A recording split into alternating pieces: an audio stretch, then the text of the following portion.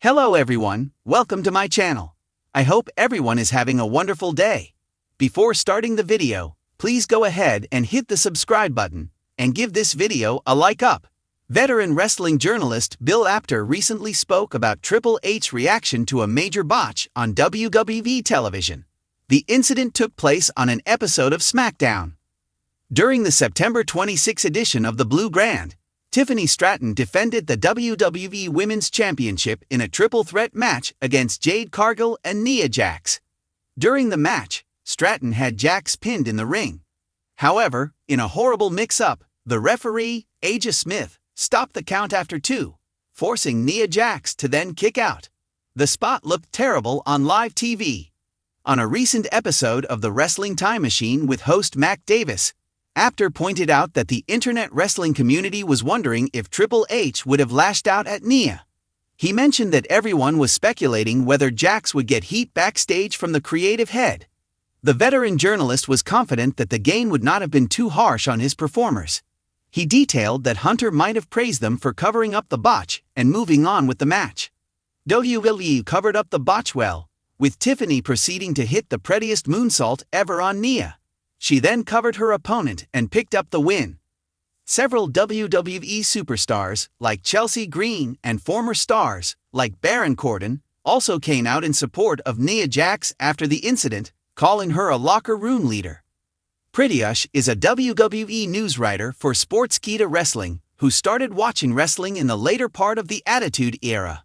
Although he holds a bachelor's degree in engineering, Tiaras was a creative writer for his college, and his flair for creativity and love of pro wrestling eventually led him to the journalism field.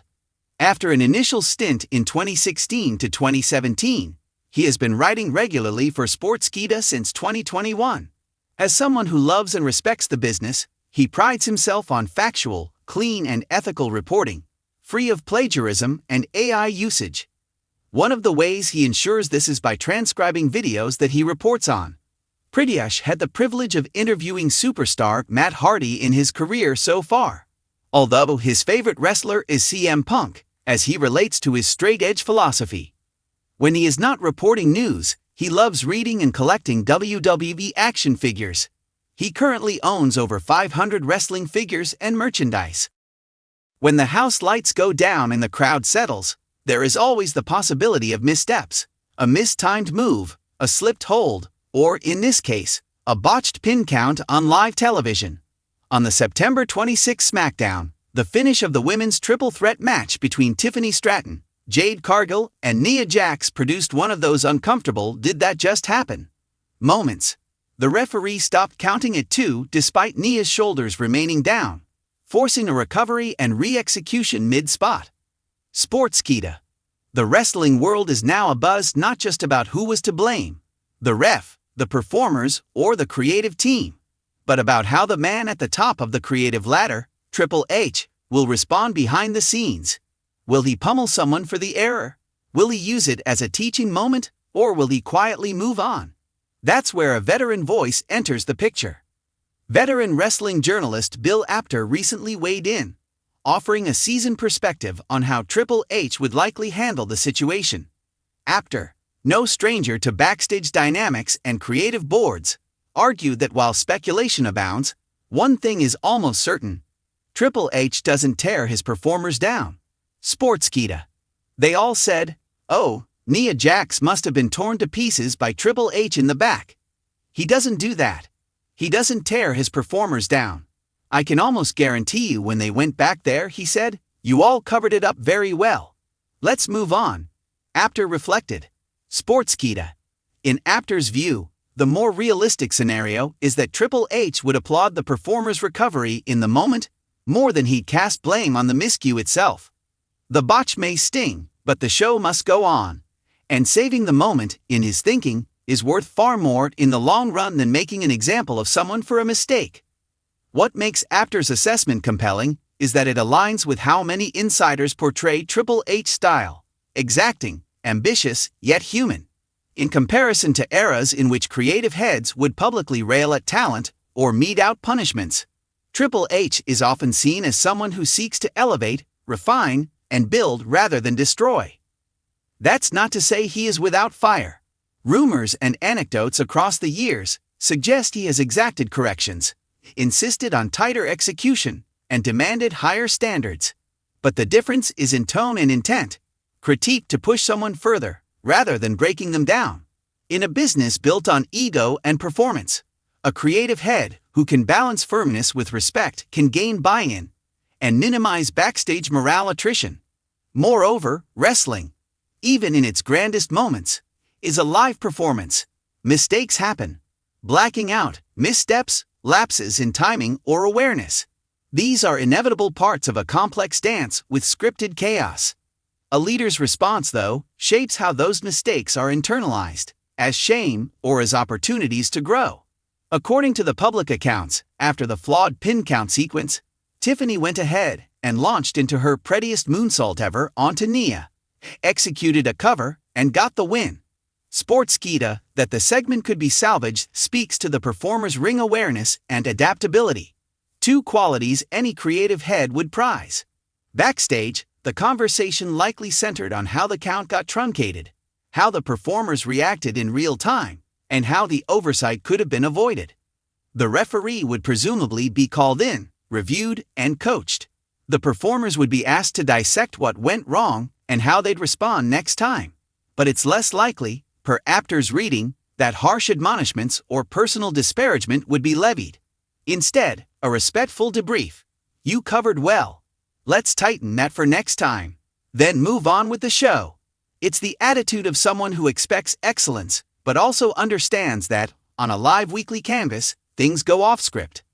In the current WWE climate, with shifting creative direction, performance pressures, and heightened social media scrutiny, leadership style is under more microscope than ever. A creative executive who tears his talent down risks fostering fear, cautiousness, and lower performance ceilings. A leader who gives constructive feedback, empowers correction, and acknowledges covering up disasters builds trust. That trust pays dividends not just in the moment, but across a roster of athletes already juggling injuries, fatigue, and expectation. When performers believe their creative overseer will treat them fairly, they are more willing to take risks, improvise when needed, and own the storytelling rather than become robotic. Given that, Apter's confidence in Triple H's approach signals more than just tactical preference. It underscores a philosophical posture toward creative collaboration. Let's imagine a few backstage reactions that align with what we know and what Apter suggests. Balancing discipline and diplomacy. Acknowledgement of the error during the post-show debrief. The miscount is raised. The referee is asked for input. What caused the count to stop? Was it miscommunication, an angle of view issue, or nerve? That analysis is logged for future matches. Praise for improvisation leading the discussion. Triple H might point out how Tiffany, Nia, and Jade dealt with the miscue, how quickly they got back on track, how they covered nuance. That is the material that prevents a flop from becoming a catastrophe. Tactical adjustments. This could include reviewing finish calls to ensure clarity, better micking of referees or backstage cues, or more rehearsal time for complex sequences. The goal: reduce margin for error. Private critique, not public humiliation if a performer truly bungled something major. Missing a spot entirely, injuring someone, or causing a match to fold. Then a correction may be needed, but not in front of the locker room. Instead, a constructed chat or class, an internal workshop. A creative head who tears someone down publicly runs the risk of breeding resentment. Move on as command, not detachment after the review. The attitude would be, it's done. Let's reload for next week. The mistake is archived, the fix is noted, but the forward momentum is non-negotiable. Of course, no one's reaction, even Triple H's, is immune to critique. Some may argue. Too lax an approach undermines responsibility. If every botch is met with a cover well and move on attitude, performers may not feel enough pressure to be precise. Without accountability, sloppy habits could proliferate. Favoritism and inconsistency. If only some performers receive gentle treatment while others are criticized harshly, it sows dissent. Bias or perceived favoritism can hurt locker room unity. Fan perception and replay damage. In the age of streaming and replays, a botch lives indefinitely. Public missteps can tarnish credibility unless the response is decisive, visible, and transparent. Pressure of the top spot. At the end of the day, Triple H's job is to deliver compelling television, preserve brand integrity, manage egos, and make business decisions. A tolerance for mistakes has limits, especially as ratings, viewership, and reputational stakes rise. Still, Apter's assertion is grounded in observation and logic, that while Triple H might lean tough behind closed doors, he's unlikely to scapegoat or degrade someone publicly over a botch. Wrestling, for all its theatrics, is a study in controlled chaos. Every match, every sequence, is orchestrated, but with room for artful recovery. When things go off script, what separates a train wreck from a wow moment is how the performers and the creatives respond. If a creative head harshly punishes or humiliates performers after a flub, the locker room becomes cautious, stiff, or defensive.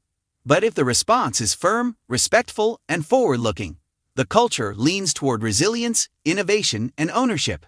In Apter's telling, Triple H's likely posture after SmackDown's botch is a small but revealing case study in leadership style, one that prioritizes corrective development over breakdowns, that respects performers as part of the storytelling enterprise, and that treats mistakes as parts of the journey, not endpoints. The SmackDown error was glaring, and fans will inevitably debate fault lines. But what matters more backstage is not the mistake itself, it's the reaction. As Apter suggests, we can be fairly confident that in the quiet corridors behind the blue ropes, Triple H did not shred anyone. Instead, he likely acknowledged the error, recognized the recovery, implemented learning, and signaled. This is how we get better. In a high-pressure world where one miscount can dominate headlines, that kind of measured, respectful authority may be the difference between a locker room that survives and one that surrenders.